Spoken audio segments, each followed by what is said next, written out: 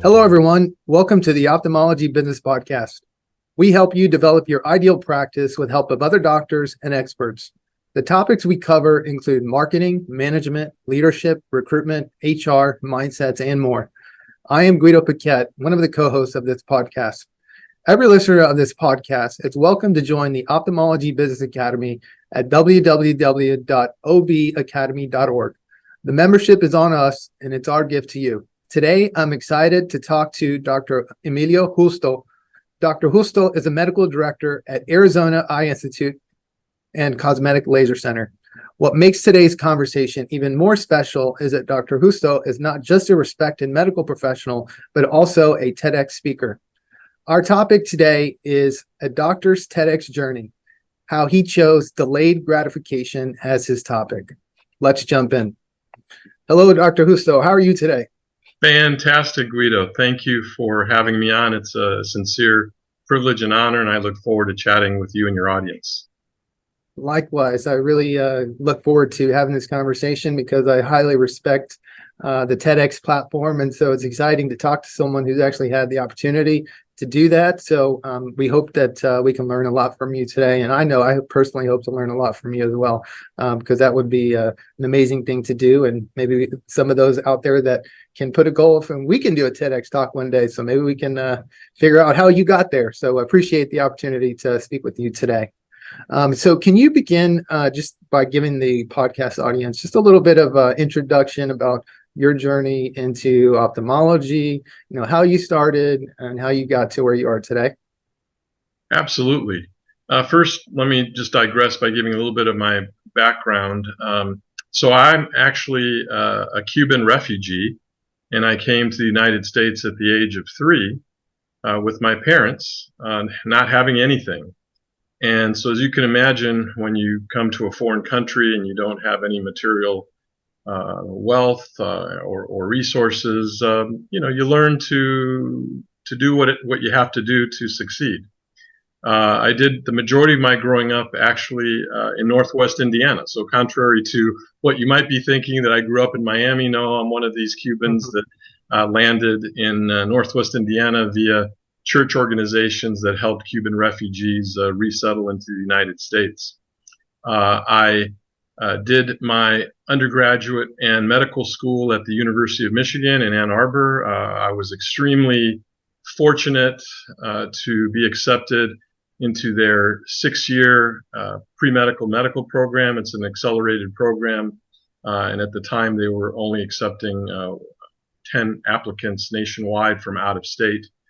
So that really accelerated my journey because I actually finished high school at 17. I finished medical school at 23. And then I did my ophthalmology residency in Washington, D.C. and finished at 27. And then at that time, I decided to move to Arizona because I was just tired of the winters and the cold weather. And I wanted blue skies and palm trees, and decided that Phoenix is the way to go. And here I've been all along, and I just started my 35th year in practice in the northwest suburbs of Phoenix, the Sun Cities. For those of you who know Phoenix, I'm in Sun City West with another office in Sun City, and that's my journey into medicine, and I've never looked back, and enjoying every minute of it. Thank you so much, Dr. Justo. That's a very impressive journey for someone to get through undergraduate and medical school so fast.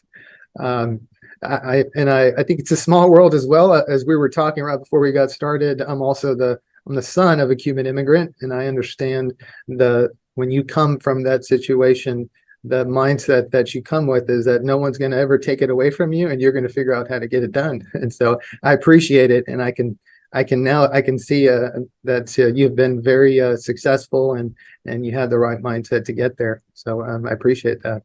Thank you. Appreciate the kind words. So let's talk about your TEDx journey. I think that's the topic of our discussion today. So I understand you gave a TEDx talk. What prompted you to do that? So it's kind of interesting. I've always admired, the TED Talks, the TEDx talks, and I always thought, maybe one day I'll find the time and figure out how to do that. In addition, growing up, even from an early age, my triad to success, as I call it, is are three different topics. Number one, self-discipline, because I was always very disciplined. Number two, perseverance, because I kept going no matter what obstacles I faced. And then number three, delayed gratification, because clearly I had a lot of delayed gratification in my life being a Cuban refugee. Then just earlier this year, we're in 2023, I think end of March, I was on my bike, just listening to different podcasts and searching the internet, what have you. And all of a sudden, one of these infomercials comes up from this thought leader organization headed by Taylor Conroy. And basically, it's a group whose focus is to teach people and how to navigate the TEDx journey. Incredible organization. I mean, they are just so well organized and so methodical. And so they walked me as well as hundreds of others. I mean, they've had about 400 clients who have appeared on TEDx stages. And it's quite an exhaustive process, I must say. I mean, I've cherished every moment of it. But the process basically goes as such. You have all sorts of daily Zoom calls that you can join into. Now, of course, the difficulty for someone like me who works for a living 5 days a week, 8 to 10 hours a day, I don't really have time to be on these live calls with a myriad of other clients. But they do record these, so I just started, working on them slowly, methodically on the weekends, doing kind of the homework that was assigned, preparing what they call application templates that have questions of frequently asked questions that applications require. Because the way TEDx works is that there's about 1,500 TEDx organizations throughout the world, and they each have their own organizing committee. They each may focus on different topics at any given time, and they each have their own application. And I'm told that on average, it takes about 90 to 100 applications submitted to get an acceptance. So I started this journey, and I worked on the weekends, and I started submitting applications probably late April, early May. Little by little. I mean, it would take hours. I mean, it's so time intensive. And so by the end of June, I had submitted 87 applications. And then it was time for a break. My family and I went to Western Canada for a couple of weeks. And on July 5th, I'll remember it forever, we're in Banff in Alberta having lunch with our tour guide, and I get a phone call. And the phone call is inviting me to TEDx Cherry Creek HS, which is basically just outside Denver in Parker, Colorado. However, it was July 5th, and the event was going to be August 12th. And the way the process works is that you fill out the applications knowing kind of the skeleton of what your talk is going to be, but you don't actually, the way they teach you, you don't actually write the talk until afterwards. So I hadn't even begun writing the talk. So I had basically 5 weeks to write the talk, practice the talk, memorize the talk, and then deliver the talk. But we had a great TEDx organizing committee, and they provided what we call a speaker coach that would help on Zoom meetings on the weekends, fortunately, with the whole group of 12 speakers. And that would help me make edits and refine the talk, and it was extremely helpful. And then August 12th came, and I was in Denver and delivered the talk, and it was the most exhilarating experience. I mean, just phenomenal. So much so that I'm now an addict, and I'm in the process of hopefully writing 2 more talks, which I've just started, one on self-discipline and one on embracing failure. So my goal is in the next year to deliver another talk if I'm fortunate enough to be accepted. I'm sure that was an amazing experience for you. How many people? So when you gave your TEDx talk, how large is the audience, more or less? Yeah, so the audience is very tremendously, and as they preach to you, it's not really about the audience. Our TEDx talk was in a beautiful little theater, just a quaint little theater called the Old Schoolhouse. Uh-huh. And I don't know exactly how many were there. I'm estimating probably about 100 people. But as they preach, it's not really about the audience in the actual event. It's about the audience after the event, once the video, because the TEDx speech is professionally videotaped, and then it goes through an editing process, and then the TED organization, the national or international organization, does their research, and they research the topic. They make sure that everything that's stated is factually correct, and any studies that are cited are factually correct. And then they release the video to the TED YouTube channel. And that's where you want your audience, is you really want your talk going live and hopefully going viral to some degree. I mean, obviously it's a challenge getting those millions of views like some people have, but that's what the goal is. It's not so much the live event.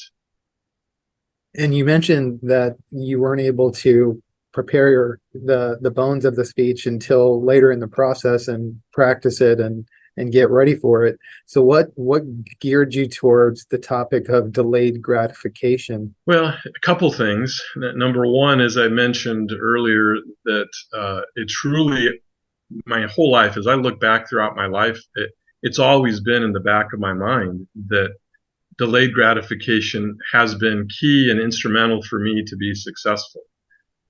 In addition, as my wife tells me, she firmly feels that there's been something subconscious going on within me, and I tend to agree, and that is that we have three young children, ages 12, 16, and 19, and the two oldest are boys. And you know, I've struggled trying to teach them the concept of delayed gratification. Even though I'm preaching it, they hear it, but I don't really sense that they understand it to the degree that I would like them to. You know, especially I think our oldest, who's now in college. And you know, in today's world, you know, we expect, you know, instant success, immediate rewards. You know, everything that you see on social media, it just appears as if, you know, you wake up one day and you're successful in every manner, materially, financially, work-wise, and you know, truly, it doesn't work that way. I mean, maybe that 1 in a million person that gets lucky, but I think for most of us regular folk, we understand that you really have to delay that gratification. You have to work hard. You have to persevere. And I think this was really a kind of a message that I'll leave as a legacy to my children.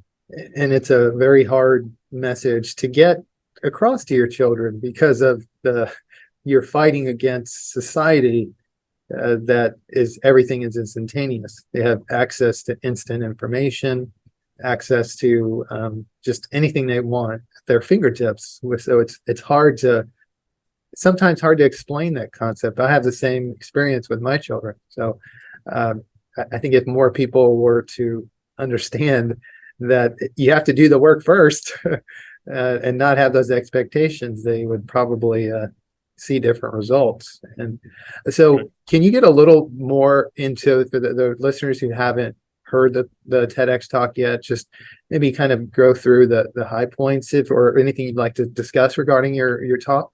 Well, if I can just piggyback to what you were saying, you know, in terms of trying to teach, at least in my case, trying to teach our children, I think understandably, the disadvantage that they have in terms of learning this concept of delayed gratification is, you have to understand, for me, I was a Cuban immigrant. I didn't have material things. You know, my parents both worked extremely hard. My father had two jobs. You know, my mother was, she had her doctorate in education back in Cuba. She had to start all over in the United States, and she didn't know the language, neither did my father. So for me, it was just ingrained because it is what it is. However, you know, having children at a little bit older age, at a point where I was theoretically successful in what you might call it in many people's minds, successful, you know, financially, and having, you know, a nice home, having, you know, incredible cars, you know, having trips throughout the world, and my children, our children, have traveled the world at a very young age, so understandably they didn't have an opportunity to really experience that delayed gratification because they're growing up and they're seeing everything to them seeming instantaneous, whereas to me I was experiencing it the same as they were, but 40 years older than them, 50 years older than them. So understandably, it's hard to get that message across to young kids when they're growing up seeing things one way, not having experienced the trials and tribulations that I've gone through in my life. It's the struggle that I think many of us deal with in raising our children, that if you've come from a situation that has formed who you are, so a little bit of struggle, a little bit of delayed gratification, that's then resulted in grit, which then has resulted in your success. And now you've achieved a level of success, and now you're trying to determine how do you get your children to have the benefits of that success without creating those expectations of instantaneous results without the work involved. So it's that balance. And I've had this conversation with many of my friends of, how do we teach we don't want them to go through the same struggles that we did, but how do we teach that message? And what we've done is try to look for ways to be able to have in small doses, like make them work when they don't have to, make them have different responsibilities when they don't have to start to have those experiences. So have you been having the same thing, it sounds like, in terms of your children? I totally get it. And that's really what my wife and I have been doing. And it was difficult at first, but now fortunately my wife and I are on the same page. Is that, yes, we've kind of pulled back, and it's maybe a little bit unfair to them, especially our older kids. But basically, we've pulled back and we've taken away, and we've said, look, if you want to have certain things, you're going to have to work and find a way to balance work, balance school. Our kids, like for example, we have our 19-year-old who I adore and love deeply. At one point, soon after he turned 16, I got him a car, and shame on me. And a year later, I pulled it away. Not because he violated some rule or anything, but I quickly learned that this was a bad message, and he was just feeding into that instant gratification and wanting things more and more. And so now, he's in college and he doesn't have a car, and he gripes about it all the time, but it's just not happening at this point. He's got to buckle down and work hard and get the grades and show commitment and perseverance. He's worked all summer. Our 16-year-old is now learning the same things, because now as parents, we learned with our older child the mistakes, at least the mistakes I believe that I made. And so we're kind of changing the rules and making them earn everything that they want, and not just handing it over to them. And it's difficult, as a parent, because, you love your children so much. You want to provide for them. You want to make their life easy and painless. But if you don't have that burning desire, then you're not really going to do the work. If you just are handed things on a gold platter, silver platter, you're just not going to have that fire in your belly. So it's unfortunate that I made the mistakes that I did. I'm not the perfect parent, but I'm trying to change the error of my ways and try to show them that they've got to take a different approach. I wouldn't call it an error. I think it's just the struggle of us just trying to be human and try to give our children a better world and a better life. And what I see, I have a question for you in terms of the concept of delayed gratification in the business world. You have a successful practice. I I manage a practice, and I don't like to paint a wide brush, but I do see different traits of not having delayed gratification and generational things. Maybe the younger generation, and I don't want to use the M word, millennials, because every time I say it, people say the millennials are great and everyone's millennial. I love millennials, but there's just different expectations of the information that has been coming to you so fast as a young child, where I see that in attitudes and behaviors with staff, where if an employee has been working with us for 3 months, they ask for a meeting to have a conversation about their career path. And Yeah. and my answer is usually, I want you to grow, but you've only been here 3 months. Like, it's why don't we give it a little bit more time? And so, what would be your message in terms of delayed gratification, and how in the ophthalmology or business world, the things that you're seeing and ways that we can help do better? I totally get where you're coming from, because I've had these same conversations over my 35 years, and it really just boils down to understanding the individual understanding that they have to work hard, that nothing's going to be handed over to them. It's not going to be for free. They've got to show their level of commitment, loyalty, perseverance, and execution. I mean, you can work as hard as you want, but ultimately, as whether it be an employee or whomever the person is, if it's a student, you've got to execute and produce the results. And I think one just has to keep fostering that attitude, and I think they get it. It's interesting. I have almost every month I have a number of medical students that rotate with me in the practice. And when I first meet them at the beginning of each rotation, I go through with each one of them. I ask them about their background. I ask them where they grew up, where they went to college, how they decided to go to medical school, when did they realize that they wanted to go into medicine. And then I also pick their brain a little bit, having teenage kids. I kind of pick their brains indirectly. I don't use the term delayed gratification, but I ask them, how did you get through school? Who paid for your schooling? Did you have a car? Did you have meals? Did you have like a little stipend that maybe your parents gave you? And it's interesting, the vast majority of them, not all, some have told me that they were provided a lot by their parents, but the vast majority of them, they really got to where they are as a medical student by showing that grit and determination. Many of them worked through school to get to that point. Many of them just got student loans. Many of them were given little to nothing, like in college. Like, for example, our college teenager, I give him a small amount of money each week just to, have a little fun. Maybe, even though he has room and board paid for. But I remember the college days, the dorm food is kind of, not so good. And so that he can go out and have something outside the dorms.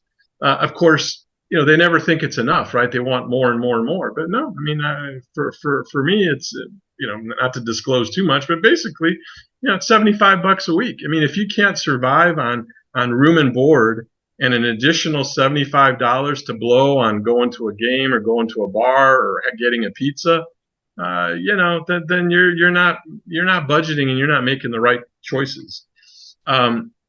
So it's interesting that even the medical students, and these students are typically, between 25, 26, 30, some are a little bit older. But it's interesting, they truly do understand, I think, the concept of delayed gratification without coming out and saying those words. And I've been really impressed by the majority of them. The ones that didn't, that were given, they seem to understand. They understand the advantages that they were given by their parents. But I've really been impressed by the quality of the students from that respect. Yeah, I recently heard a TEDx speaker. The name is escaping me, but it was the concept of the talk was hiring. And it's hiring that person with the background that looked like they may have had some struggle, as opposed to not always going for the perfect credentials, not to take away from the credentials, but sometimes when you've achieved credentials without the struggle, your benchmark is different and your standards are different, and your ability to have patience and fire in your belly and the desire to have results after the hard work usually comes from a lot of times comes from that student. So it's really interesting. And another part of that I learned too is I took a professional business communications course as part of my MBA coursework, which TEDx was a big part of that. And the big concept of delivering a powerful message was around storytelling. And so did you, in your TEDx talk, how did you utilize storytelling to deliver an impactful message? And do you agree and use that concept of storytelling in your everyday work? Yeah, that's a great question. Yeah, so when they teach us the process of writing a talk, here's basically the way they teach it in this thought leader organization. So basically, you start off with kind of a one sentence, what they call a hook, just to get the audience's attention. Then you basically tell an up story. And my up story, which is really amazing, is having gone to the University of Michigan. I'm a huge Michigan fan, especially Michigan college football. So I wear Michigan attire all the time when I'm outside the office. So and when I'm traveling the world with my family, I do as well. And so I tell this up story where about 5, 6 years ago, my family and I were checking out of a hotel in Barcelona, Spain, and I'm wearing my Michigan threads. And the woman in line behind me asks if I'm from Michigan. I didn't grow up in Michigan. I said, no, I grew up in Indiana, but I went to college and medical school at Michigan. And then this woman proceeds to tell me that, hey, what part of Indiana? Because her husband grew up in Indiana. And of course, I just say, well, it's a tiny little town, Crown Point. You've never heard of it. And she goes, Crown Point? My husband grew up in Crown Point. So she shouts for her husband, who comes walking up briskly. And guess what? We're in Barcelona, Spain, checking out of a hotel. This was one of my best friends in 7th grade.